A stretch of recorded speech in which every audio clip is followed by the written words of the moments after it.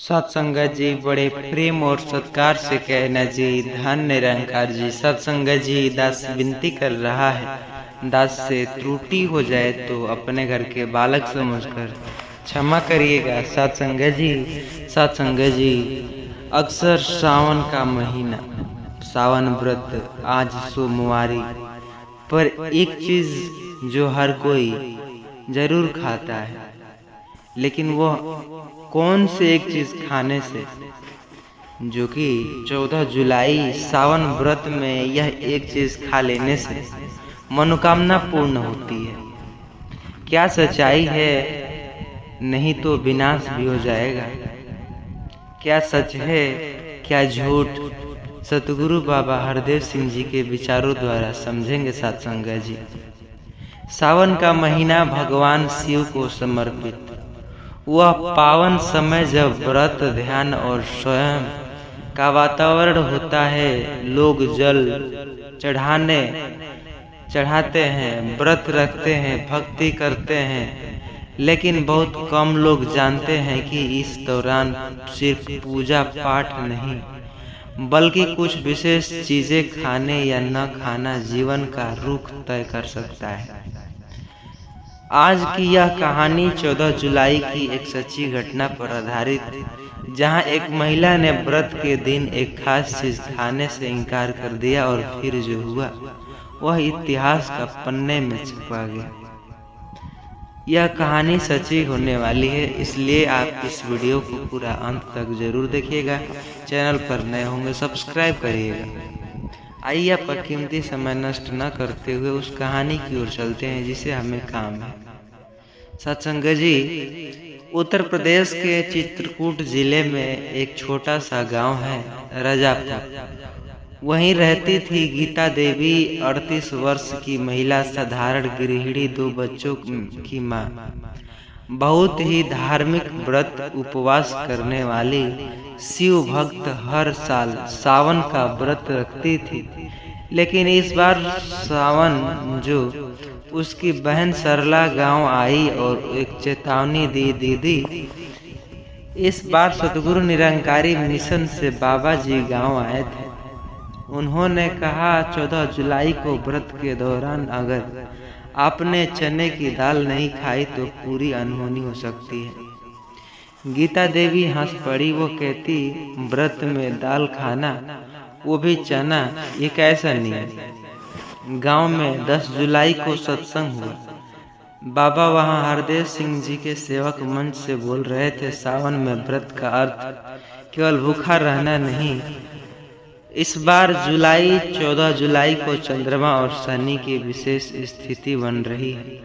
यदि उस दिन रात को भिगोई हुई चना की दाल का एक चुटकी सेवन किया जाए, वह शरीर में सत्व धातु संतुलन लाकर नकारात्मक ऊर्जा को बाहर निकाल सकती है, और यदि नहीं किया तो कई घरों में मानसिक, आर्थिक और पारिवारिक संकट आ सकता है।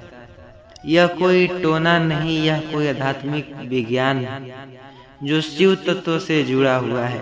लोगों ने यह बात ध्यान से सुनी। सरला ने तो दाल भिगोने शुरू कर दी, पर गीता देवी ने कहा, ये सब नई नई बातें, मैंने तो कभी नहीं सुना। शिव जी ने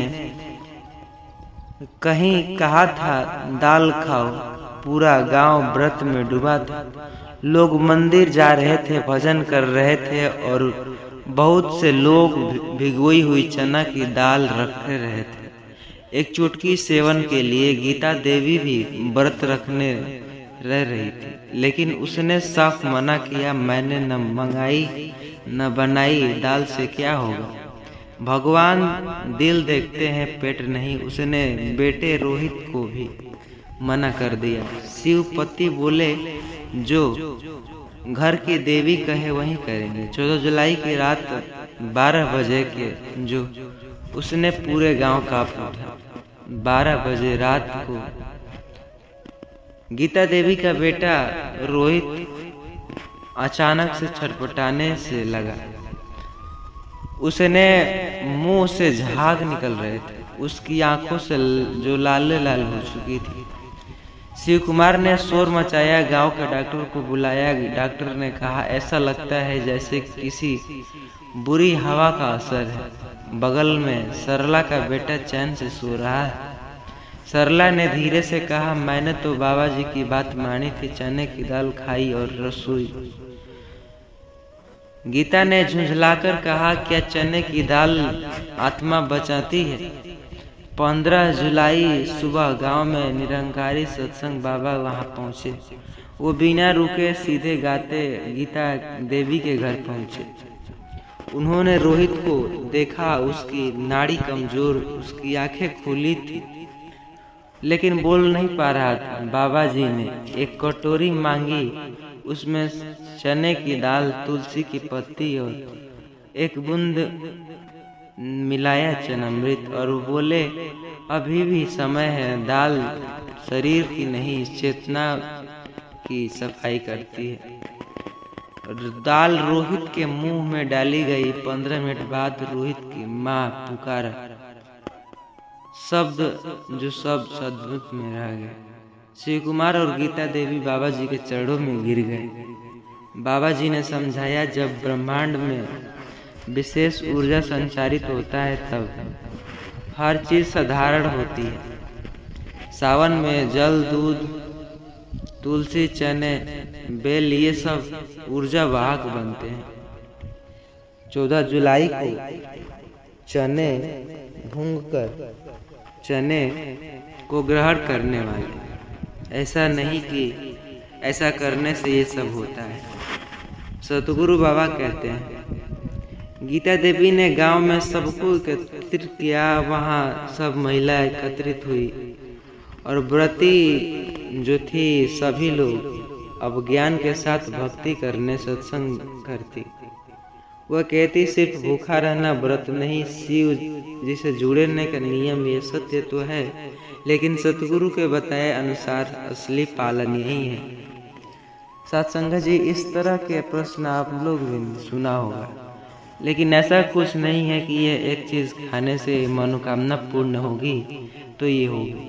सतगुरु निष्कर्ष यही निकालते हैं। इस कहानी से भी स्पष्ट होता है कि सावन में जो किया जाए वह सिर्फ परंपरा नहीं, एक ऊर्जा, विज्ञान। और 14 जुलाई को चने की दाल का सेवन कोई अंधविश्वास नहीं था, बल्कि सतगुरु द्वारा दी गई चेतावनी को सक्रिय करने की विधि थी।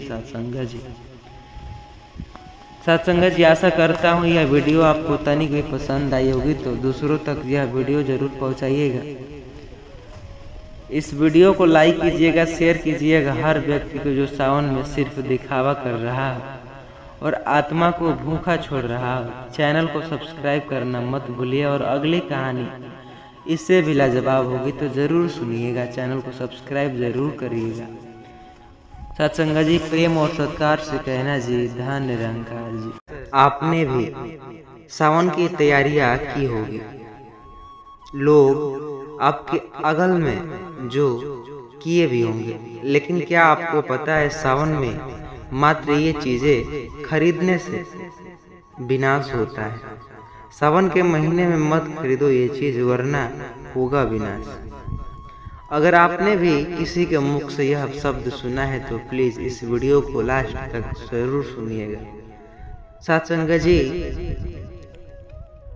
एक ऐसी कहानी की ओर बढ़ेंगे। आज की यह वीडियो एक ऐसे सावन यह नाम आते मन में गूंज उठते हैं शिव शंकर के भजन, हरियाली और छाव, कांवड़ियों की यात्रा, टोली और व्रत उपवासों का पुण्य लहर। लेकिन आज हम आपको सुनाने जा रहे हैं एक ऐसी सच्ची घटना जो एक गांव से है, जिसमें एक आदमी ने सिर्फ एक चीज खरीदकर अपने पूरे परिवार का विनाश बुला लिया, और वो भी सावन के पवित्र महीने में। उसने कहा, सिर्फ एक सामान खरीदने से क्या होता है, लेकिन नियति में जवाब दिया, इसी से सब कुछ नष्ट हो जाता है, सब कुछ नष्ट हो जाता है। तो आइए, वह कौन सी चीज है जिसे खरीदने से नष्ट होगा, एक कहानी के माध्यम से सच्चाई समझते हैं सत्संग जी। उससे पहले चैनल पर नए होंगे सब्सक्राइब करिएगा। आइए, आपका कीमती समय नष्ट न करते हुए कहानी की ओर बढ़ते हैं। गांव भरौली। उत्तर भारत के गोरखपुर जिले में एक गांव था भरौली। वहीं एक लोहार था रमेश मिस्त्री। कभी बहुत साधारण, मेहनती और धार्मिक स्वभाव का व्यक्ति, लेकिन वक्त ने उसे कठोर बना दिया था। रोज की जिंदगी, गरीबी और भाव ने उसे प्रभु से दूर और बाजार के करीब कर दिया था। उसका मानना था सावन हो या कोई और महीना, ताले, छाते, कैंची, झाड़ू सब बिकते हैं, सब कमाई होती है। उसने कभी उन बुजुर्गों की बात नहीं मानी जो कहते थे सावन में ये 3 चीज मत खरीदो, एक ताला, दूसरा लोहा, तीसरा झाड़ू, वरना दरिद्रता और अशांति घर में पनपती है। रमेश हंसता और कहता, भगवान ताले और झाड़ू से नाराज होते जाएंगे। हाँ। सावन शुरू हुआ। गांव में सतगुरु निरंकारी मिशन के सत्संग मंडली आई थी।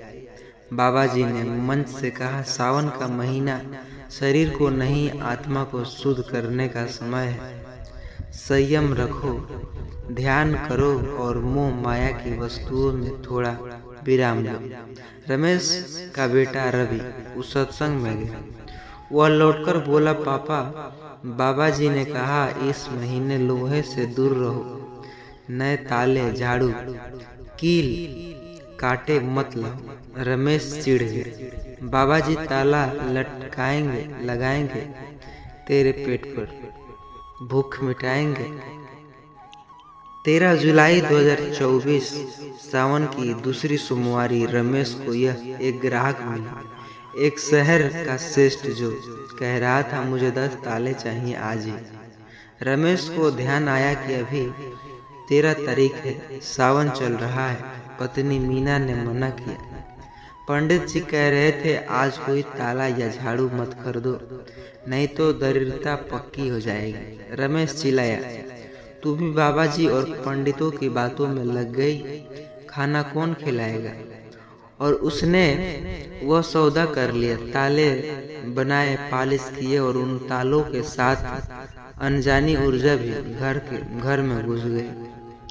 14 जुलाई रवि स्कूल से आते वक्त गिरा, उसकी टांगे हड्डी टूट गई। रमेश ने कहा दुर्घटना है यह तो।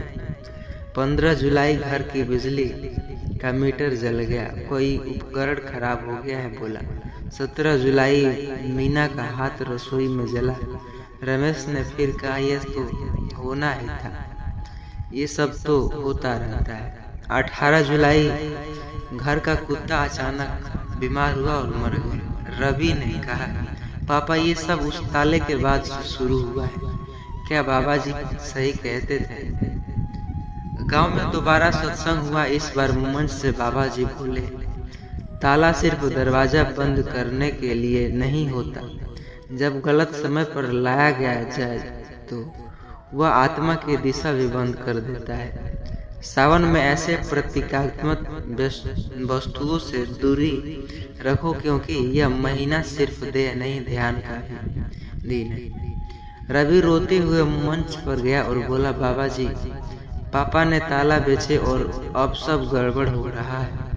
बाबा जी मुस्कुराए, बेटा नुकसान हुआ है, लेकिन अभी विनाश नहीं। अगर आज उन्होंने पछतावा किया और सेवा की तो प्रभु बचा लेंगे।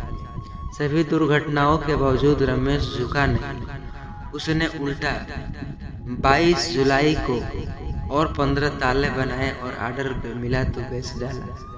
उस रात मीना ने सपना देखा, एक वृद्ध बाबा जी ने घर के बाहर खड़े होकर कह रहे हैं, रमेश, जो हमने रोशनी दी थी, अंधकार चुना तुमने, अब तो जो होगा वो विधि का विधान। 23 जुलाई की रात गांव में भयंकर आंधी तूफान। रमेश का छप्पर उड़ गया। रवि को तेज बुखार आया, अस्पताल में भर्ती गए। 24 जुलाई रमेश को ठग के ट्यूमर हुआ। 25 जुलाई घर के अंदर एक भंडारा में आग लगी। सारे जो राशन पताई जलकर खाक हो गए और कागज भी जलकर खाक हो गए। मीना जमीन पर बैठकर रोती रही। मैंने मना किया, मैं मत करो ये सब। 27 जुलाई को सतगुरु मिशन में फिर निर्मल जी आई। बहन जी रमेश से उनकी बातें रोती होती कहती, मैंने अहंकार किया, स्वयं तोड़ा और सब खो दिया।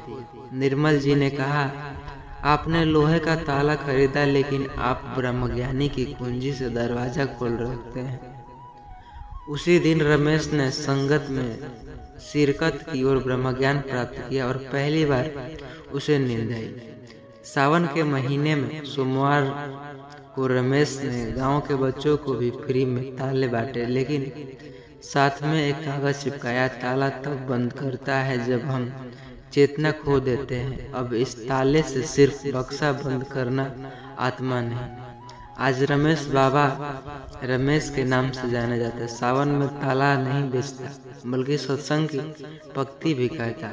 सत्संग जी निष्कर्ष निकलता है कि सावन में क्यों न खरीदे ये चीजें, क्योंकि ये सतगुरु ये केवल वस्तु नहीं प्रतीक है, गृह क्लेश, मन की दरिद्रता और चेतना के बंद दरवाजे के।